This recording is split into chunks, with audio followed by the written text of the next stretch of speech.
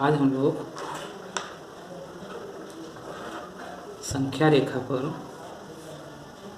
अपरिमेय संख्याओं का निरूपण देखेंगे कि संख्या रेखा पर अपरिमेय संख्याओं को कैसे निरूपित किया जाता है।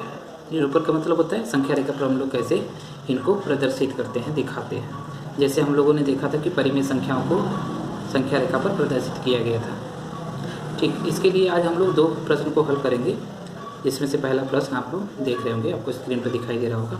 जैसे पहला प्रश्न है, प्रश्न नंबर 1, संख्या रेखा पर करड़ी में 2 √2 का स्थान निर्धारण कीजिए, या इसी को बोला गया है को निरूपित कीजिए। निरूपित करने का मतलब था संख्या रेखा पे आपको इसको प्रदर्शित करना है। तो हम लोग क्या करेंगे इसके लिए, सबसे पहले हम लोग इसके लिए क्या करते हैं, एक संख्या रेखा खींचते हैं। तो हम लोग क्या करेंगे, एक संख्या रेखा खींचेंगे।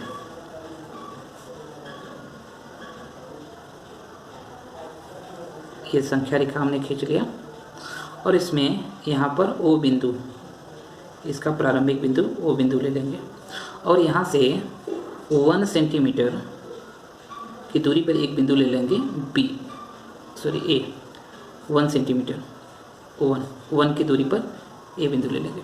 देखिए यहाँ पर ये जो √2 है, √2 को हम लोग इस प्रकार से लिख सकते हैं, √1 का स्क्वायर और +1 का स्क्वायर। इसको स्क्वायर करके ऐड करने पर हमको क्या मिलेगा, √2 मिल जाएगा।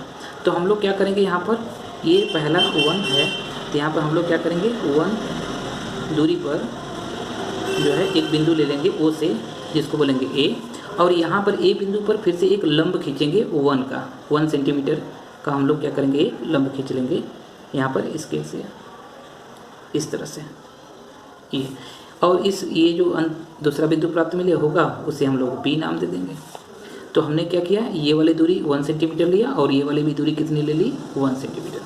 अब फिर क्या करेंगे, हम लोग इसको ओ को ए से मिला देंगे, ओ को ए से क्या करेंगे, डॉट डॉट डॉट लाइन से मिला देंगे। अब हमको क्या करना है, प्रकार लेनी है, प्रकार, और प्रकार को लेकर के ये वाली दूरी ओ से बी की दूरी जो होती है, इसको प्रकार में चाप के रूप में ले लेना है, मतलब नाप लेना है प्रकार में। प्रकार के नोक को यहाँ पर रखेंगे और पेंसिल के नोक को यहाँ पर, और इसको चाप के रूप में ले लेंगे। और लेने के बाद प्रकार के नोक को ऊपर ही रखते हुए इसको आपको इधर चाप लगाना है कि ताकि ये जो संख्या रेखा हमने खींचा था इसको कहीं पर प्रतिच्छेद करे। तो जहाँ पर ये प्रतिच्छेद करेगा वो बिंदु मिल जाएगा P, बिंदु P होगा। और ये बिंदु P ही जो होगा ये √2 को निरूपित करता है। किसको निरूपित करता है, √2 को। तो इसमें हमने जो संख्या रेखा माना था उसको हमने नाम दे दिया OL। संख्या रेखा क्या माना, OL। तो हमको इसको जो है हल करके भी दिखाना होता है। तो हमने क्या करना है, यहाँ पर OA की दूरी को हमने क्या माना था, 1 सेंटीमीटर, और AB को भी लंब खींचा था, वो कितना था, 1 सेंटीमीटर। यहाँ पर हमने लंब खींचते हैं तो यहाँ पर ये एंगल जो बनेगा वो कितना होगा, 90 डिग्री का। तो हम लोग को ये OAB जो त्रिभुज दिखाई दे रहा है, ये त्रिभुज एक समकोण त्रिभुज है। क्या है, समकोण त्रिभुज। तो हम लोग लिखेंगे त्रिभुज, हम लोग लिखेंगे इसमें त्रिभुज OAB में जो एंगल A है, एंगल A = 90 डिग्री। ये कितना है, 90 डिग्री। तो इसका मतलब क्या हुआ कि त्रिभुज OAB क्या है, एक समकोण त्रिभुज है। अगर समकोण त्रिभुज है तो हम लोग क्या करते हैं, इसमें पाइथागोरस प्रमेय लगा सकते हैं। तो लिखेंगे पाइथागोरस प्रमेय से। तो पाइथागोरस प्रमेय से हम लोग इसको हल कर लेंगे। तो हम लोग को OB की दूरी ज्ञात करने की कितनी होगी, तो हम लोग लिखेंगे OB² बराबर, ये देखिए क्या है, कर्ण। तो क्या होता है पाइथागोरस प्रमेय, क्या होता है कि कर्ण का वर्ग आधार के वर्ग और लंब के वर्ग के बराबर होता है। तो यहाँ पर आधार क्या है, OA है, ये हो गया OA² प्लस लंब कितना है, AB, तो ये क्या हो जाएगा, AB²। तो हम लोग क्या देखते हैं कि OB² कितना मिलता है। तो OA की वैल्यू हम लोग जानते हैं, OA की वैल्यू हम लोग यहाँ पर मानी है, कितनी है, 1 है। तो हम लोग OA की वैल्यू यहाँ पर रख देंगे। तो OA की वैल्यू कितनी है, 1। तो ये हो जाएगा 1 का स्क्वायर और प्लस ए बी कितना है 1, तो उसको भी रख देंगे, तो ये क्या हो जाएगा 1 का स्क्वायर। तो इसको देखिए ओ बी स्क्वायर को हम लोग याद करेंगे तो ये 1 का स्क्वायर होगा 1, और यहाँ पर भी 1 का स्क्वायर कितना होगा 1 होगा। इसको दोनों को ऐड करेंगे तो कितना हो जाएगा 2, तो ये हो जाएगा O B square is equal to 2। तो यहाँ से अगर हम लोग ओ बी निकालते हैं तो ओ बी हमको मिल जाएगा √2। दोनों बच्चों का यहाँ पर हमको वर्ग लेना पड़ता है, वर्गमूल लेने पर, दोनों बच्चों का वर्गमूल लेने पर यहाँ पर हम लोग ले भी सकते हैं दोनों पक्षों का वर्गमूल लेने पर। तो दोनों पक्षों का वर्गमूल लेने पर हमको ओ बी की वैल्यू कितनी मिल गई √2। इसका मतलब क्या हुआ कि जो हमने यहाँ पे डायग्राम में जो हमने संख्या रेखा पर इसको प्रदर्शित किया था, वो ये जो बिंदु P है, ये जो हमने चाप लेकर के इसको प्रकार की सहायता से इसको लगाया था, ये चाप यहाँ पर ओ ए रेखा पर, तो ये जो बिंदु प्राप्त हुआ था, ये बिंदु हमको क्या दिखा रहा है, ये √2 को दिखा रहा है। तो इसी तरह से ये क्या हो गया, ये √2 का संख्या रेखा पर स्थान निर्धारण हो गया। इस तरह से हम लोग इसको हल करते हैं। Okay, thank you. फिर हम लोग स्टूडेंट एक नया को देखते हैं, जिसमें फिर से हम लोग क्या करेंगे, वास्तविक संख्या रेखा पर √3 का स्थान निर्धारण करना है। क्या करना है, स्थान निर्धारण करना है। वास्तविक संख्या रेखा पर हमको क्या करना है, √3 को बताना है कि वो कहाँ पर स्थित होगा।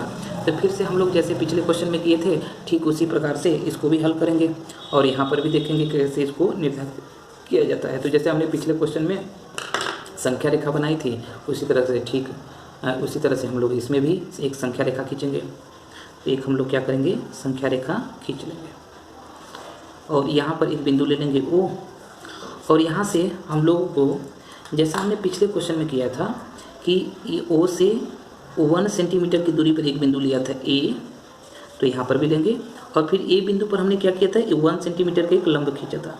लंब का मतलब यहाँ पर एंगल कितना बनना चाहिए, 90 डिग्री। और फिर हमने क्या किया था, इसका नाम B रखा था, और फिर O को B से क्या कर दिया था, मिला दिया था, O को B से मिलाया था।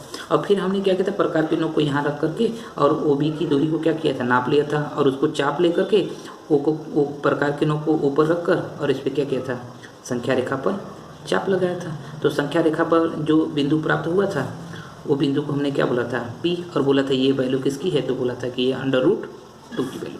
तो इसका मतलब ये सारा काम हम लोगों को पिछले क्वेश्चन की जैसा ही इसमें करना होता है। तो अब हमको क्या हुआ कि 0 से P की वैल्यू, मतलब O से P की जो दूरी मिली है वो √2 मिल चुकी है।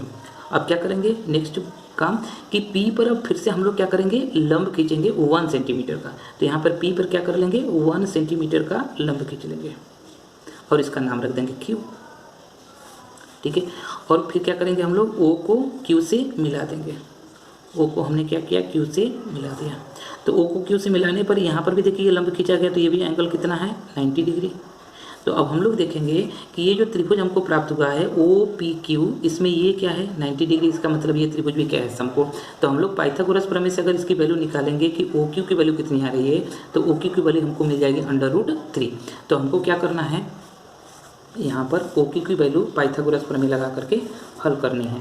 तो हम लोग लिखेंगे त्रिभुज OPQ में जो एंगल P है वो कितना है, 90 डिग्री। तो हम लोग क्या करेंगे, इसमें पाइथागोरस प्रमेय से हम लोग क्या जानते हैं कि कर्ण का वर्ग किसके बराबर होता है, आधार के वर्ग और प्लस लंब के वर्ग के बराबर होता है। तो इसका मतलब इसमें आधार जो है कर्ण क्या है, तो ये OQ है, तो OQ का स्क्वायर हो जाएगा, प्लस आधार कितना है OP, तो ये हो गया OP स्क्वायर, प्लस लंब कितना है, तो ये PQ, तो ये क्या हो गया, PQ स्क्वायर हो गया। तो हम लोग जानते हैं OQ की वैल्यू को निकालना है, तो ये OQ स्क्वायर, OP हमने खींचा यहाँ पर प्राप्त किया है कि OP कितना है, तो √2 है। तो इसमें रख देंगे √2 का स्क्वायर, प्लस PQ हमने खींचा था, ये कितना था, तो ये 1 था, यहाँ पर भी ये 1 था, तो ये 1 का स्क्वायर हो जाएगा। तो यहाँ से हमको OQ स्क्वायर जो मिलेगा वो किसके बराबर मिल जाएगा, तो ओ क्यू स्क्वायर हो जाएगा, देखिए अंडर रूट 2 का स्क्वायर कर देंगे तो ये बन जाएगा 2, अंडर रूट खत्म हो जाएगा और ये हो जाएगा 1 का स्क्वायर 1। तो इसको ऐड कर देंगे तो कितना मिल जाएगा, तो ओ क्यू स्क्वायर हमको प्राप्त हो जाएगा 3। तो यहाँ से हम लोग ओ क्यू निकालेंगे तो ये हो जाएगा अंडर रूट 3। फिर से हमने क्या किया, यहाँ पर दोनों पक्षों का वर्गमूल लिया है। क्या लिया है यहाँ पर, तो लिखेंगे दोनों पक्षों का वर्गमूल लेने पर, तो दोनों पक्षों का वर्गमूल ले लिया तो हमको ये मिल गया। अभी हमको पता हो चुका है कि ओ क्यू की वैल्यू कितनी है, तो अंडर रूट 3 है। तो हम लोग क्या करेंगे, पुनः जो संख्या रेखा थी उसमें प्रकार से ओ क्यू की दूरी को नाप लेंगे और यही क्या लेंगे, चाप, और चाप लेकर के इस संख्या रेखा पर क्या करेंगे, हम लोग बिंदु प्राप्त करेंगे। इसको जब चाप लगाएंगे तो ये संख्या रेखा पर ये कहीं ना कहीं संख्या रेखों को काट रहा होगा, जहाँ पे काटेगा तो उस बिंदु का नाम हम लोग क्या रख देंगे, एम।